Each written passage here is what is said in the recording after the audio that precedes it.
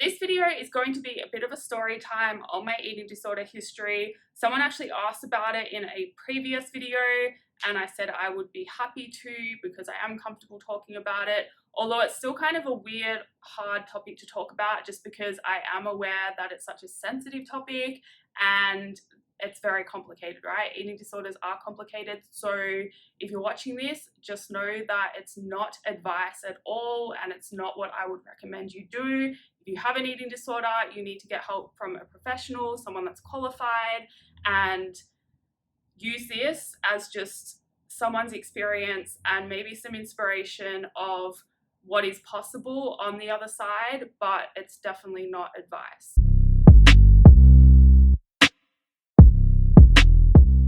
Hello, welcome back to my channel. My name is Jodie and I help you change your beliefs so you can change your body, your health, and your life. So just to emphasize again, I'm not a professional in this field. It's just my experience of what I've been through with an eating disorder and like the reason I'm talking about it, I guess, and I'm passionate about it is because I am on the other side, thank God, and I'm now at a point where I'm literally gaining weight on purpose, like gaining body fat and muscle on purpose for this bulk that I'm doing, and I feel so comfortable and confident in my body, even though the scale is up, even though my measurements are up, even though I've gained some body fat, and yeah, it's just a really cool place to be when years ago, I was scared to even weigh like 50 kilograms. And then I've been through the whole scared to weigh 55 or over 55, and then scared to weigh 60 and over 60.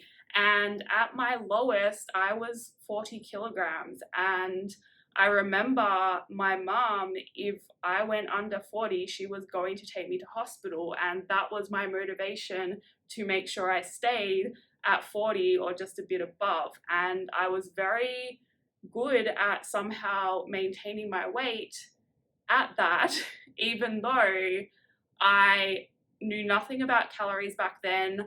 I had a general idea in my head. Like, this was back, I was 12 years old when I developed my eating disorder. It was anorexia and it was quite severe.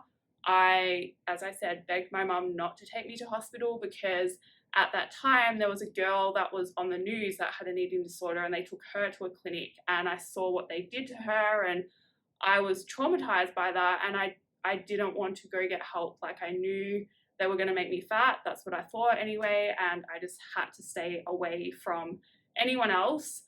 And so that's what I did, and it's definitely not what I recommend. So just to be clear, my recovery was very unconventional, which my life has been unconventional, and I love that, but at the same time I don't know if it was the smartest way, but who knows, right? You can't go back and think about what if I got professional help sooner or that kind of thing. Like, you just never know. Your path is your path, and I've accepted it, and I'm grateful for the experience because I can definitely empathize with people who are, I don't work with people who have eating disorders, but there's so many people I work with that are scared of eating more carbs or scared of gaining weight or have an emotional attachment to the number on the scale, all of that. Like, so it really helps me empathize with them and understand why they're scared of certain things, and I can kind of talk them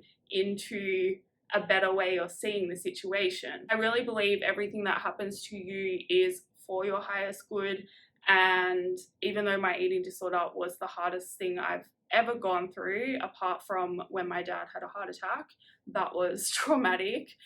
He's okay now, thank God. But yeah, I think when I was going through it, I didn't realize what I was doing. It's the weirdest thing, right? Like, it's a mental illness. You are kind of someone else and you don't realize you know what you're doing, but you don't care that you are doing something so detrimental to your health and like literally starving yourself to death, and in front of everyone else can see it, but all you care about is not getting fat and controlling everything. So anyway, this hasn't really started as a story. I've kind of like jumped around. But so anyway, my eating disorder started when I was 12 years old. I was still in primary school at this time, and the worst of it, the dramatic weight loss part of it, happened just before I started high school basically, and I remember that I went to a friend's birthday party just before high school, the start of the year, and the girls there that were meant to be my friends from primary school, they didn't want to talk to me. And I was really surprised because we all know eating disorders aren't about the food, right? And for me, a lot of it was about longing to be accepted and to feel like I belong somewhere, because my whole life I haven't felt like I've been accepted or I belonged. And so yeah, that was a big thing for me. And when I went to this party and, you know, had lost all this weight, thought I would be accepted and fit in finally, and I didn't. Like, they didn't even want to talk to me, and that was really like a slap in the face almost. But it didn't stop me from continuing to go downhill. And so I got to high school, and that was a really, really tough year 7 for me, bullying, all of that crap. And yeah, I just continued to lose weight. Then I ended up changing schools in year 8 to year 12, and that was really good for me because it was like in a different area, totally new people, no one knew me, no one knew who I was before I developed the eating disorder. And I was quite a chubby kid, so it was a dramatic difference. I wasn't one of those tiny skinny kids, you know. And so yeah, that was good because I could kind of just hide it, and that is what I did. I don't know how though, because looking back on photos, I look so sick. Like, I just don't know how I wasn't sent to hospital. I don't know how I got away with it in high school, and I don't know how other people perceived me then, but I look back at myself and I'm like, I would be thinking she's got an eating disorder or something going on if I saw her. No one really questioned me about it, and I was very shy though. I kept to myself, and I loved school because it was such a distraction for me, and it meant that I could kind of get away with not going out to parties or not being so social, and therefore I could stay home and control all my food. By studying all the time and just like hiding myself in books, I could kind of escape from my actual reality. I remember being in high school and looking at girls eating chocolate bars and chips and just whatever they wanted at lunchtime, and all of it, like, they weren't restrictive at all.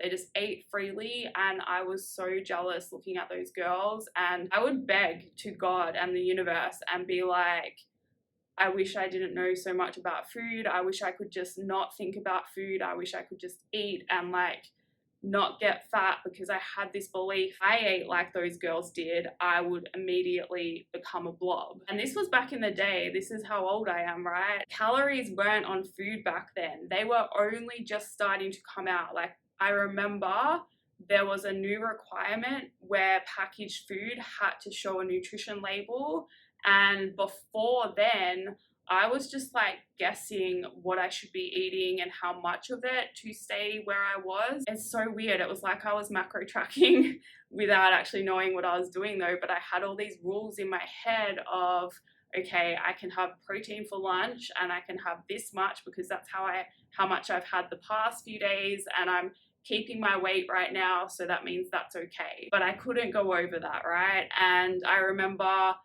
once I got to university, this was still ongoing, right? And that's the thing, I didn't get help, and so it probably took much longer than it had to actually get better. But I'm very stubborn, and I've always been a bit rebellious as well, so I don't know if getting professional help for me would have helped. Like, it's very easy to look back and say that now, but I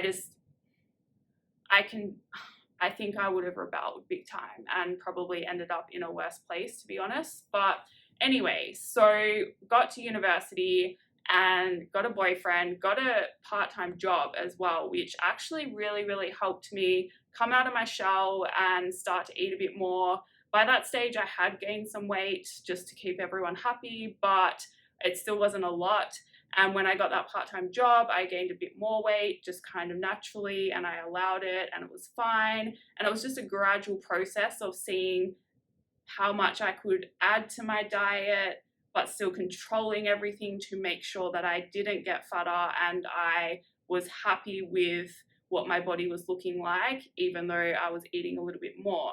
And then I got this boyfriend, and I remember he was trying to make me eat a tiny bit more protein, because he was like, you need to eat protein, you need to build muscle. Like, he knew I needed to gain weight, right? But in a healthy way. So I'm grateful for that. But I didn't believe it, right? Because I didn't know anything about body recomposition. I didn't know anything about muscle gain. I knew nothing still. I just knew I could tell you how many calories were in everything, and whether something was a fat or a protein or a carb. I knew all of that, but that was it. Anyway, I remember we had a massive fight one lunchtime because he was trying to get me to eat a tin of tuna, and because that was outside of my regular rules and routine and my food list that I had in my head, I freaked out and wouldn't eat it, and we had a big fight. And that's how scared I was of eating anything outside of what fit into my made up rules. So I was literally controlled by food for years, and I was scared to go out for dinners. I missed so many parties and things in high school and even university just because I didn't want to have to deal with the food aspect of it. I missed a lot of my childhood, really, and having fun, because I was scared to eat, and I felt like such an outsider because I had all this shit going on in my head. And when you're going through that, like, no one gets it, right? Unless you're going through it yourself, no one gets it, because you literally feel like you're going crazy.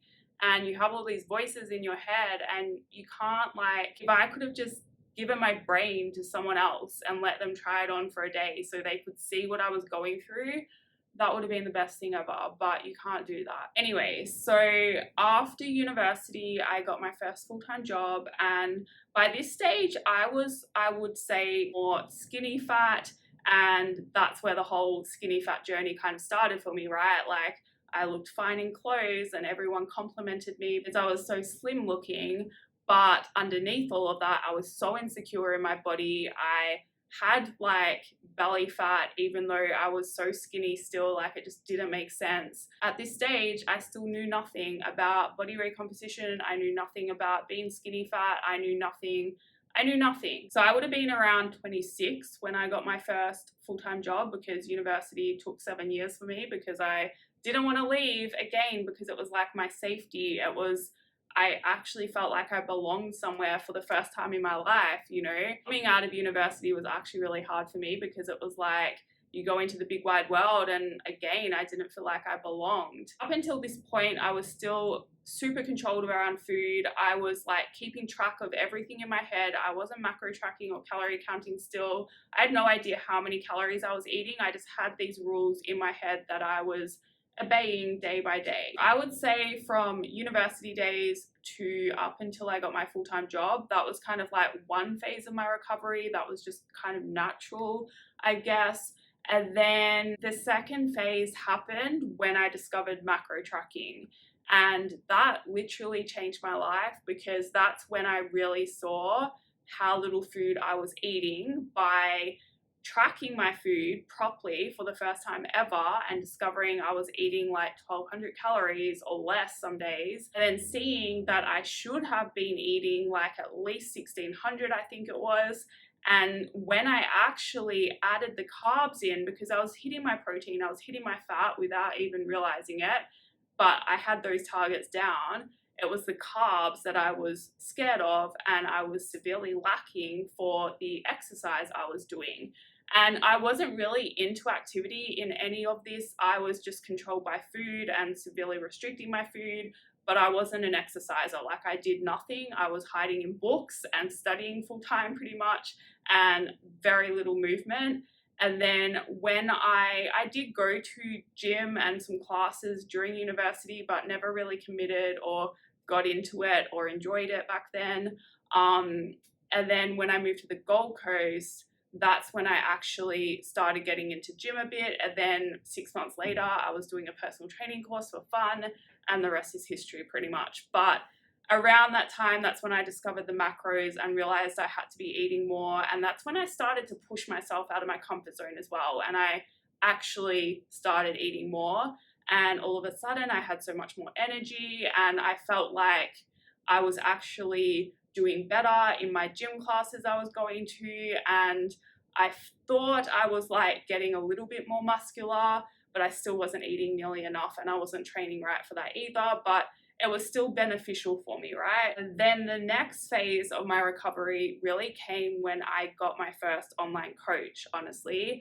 And that's when I really started to go through the body recomposition process, and I lost fat, I built muscle, and I became, for the first time in my life, really proud of my body and what it could do. I had all these strength goals in the gym and I was hitting them.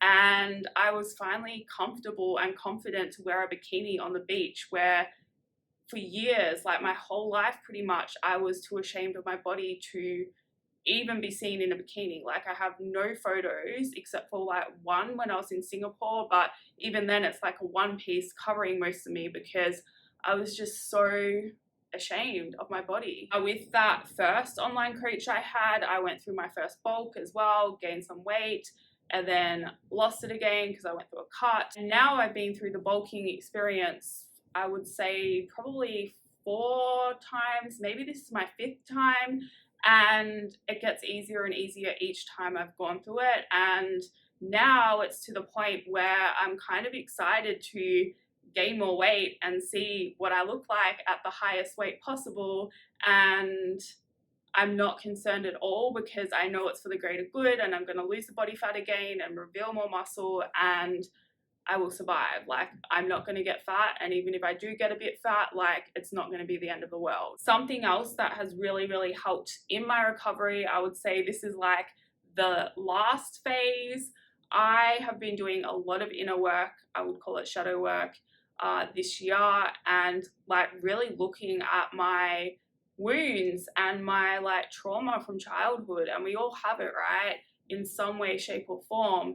And yeah, I've really been healing all of that. It's not easy at all, but it's definitely worth it. And I feel so free and so comfortable around food. I feel so free and comfortable in my body, and it really is the best feeling. So it's been a journey and it's taken years. Like I'm 35 now. It's happened in layers for me. But as I said, like I took a very unconventional approach to my recovery, and I'm thankful that I did make it out on the other side because I know so many people don't. Pretty much it. So I really do believe anything is possible. And I am kind of thankful in a way, as much as my stubbornness was a bad thing in that I could easily do that to myself and ignore everyone else around me. It was also a good thing because I'm a fighter at the end of the day, and I guess I fought to be here and I won. So that is really cool. Anyway, I think that's it for this video. I hope it helps in some way. If you liked it, please like it. If you'd like to see more, please subscribe. And if you have any suggestions or anything you'd like to see or hear about, feel free to leave a comment. And I'll see you in the next video.